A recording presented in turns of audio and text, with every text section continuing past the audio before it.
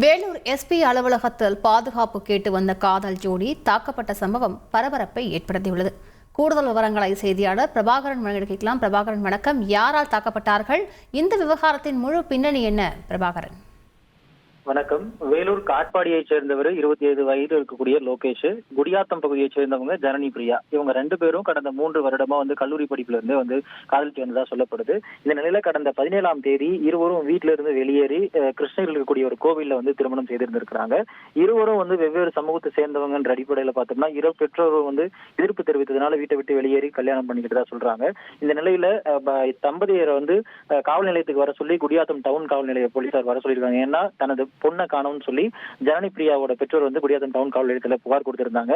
இருந்தாலும் இந்த காதல் ஜோடி பயந்துகிட்டு வேலூர்ல இருக்கக்கூடிய எஸ்பி அலுவலகத்துக்கு இன்றைய தினம் வந்திருக்காங்க.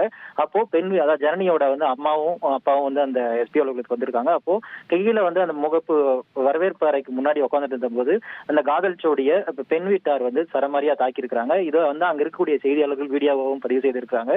செய்தியாளர்கள் வீடியோவை பதிவு செய்யறதை பார்த்த காவல்துறையினர் உடனடியாக அவங்களை தடுக்க முயற்சி பண்ணிருக்காங்க. இருந்த போதிலும் முதற்கட்டமா அந்த தாக்கப்படுவது போலீசார் தடுக்காம வேடிக்கை பார்த்ததா சொல்லப்படுது.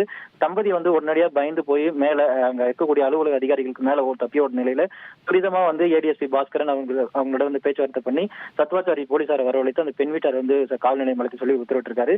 எஸ்பி அலுவலகத்திலிருந்து பாதுகாப்பு கேட்டு வந்த காதல் ஜோடிய போலீஸ் முன்னிலையிலேயே பெண் வீட்டார் தாக்கப்பட்ட சம்பவம் பெரிய பரபரப்பை ஏற்படுத்தியிருக்கு. விரைவான விவரங்களுக்கு நன்றி பிரபாகரன். உங்கள் தந்தி ஒன் தொலைக்காட்சியில் அலாவுதீன் தினமும் இரவு 8 மணிக்கு காணத் தவறாதீர்கள்.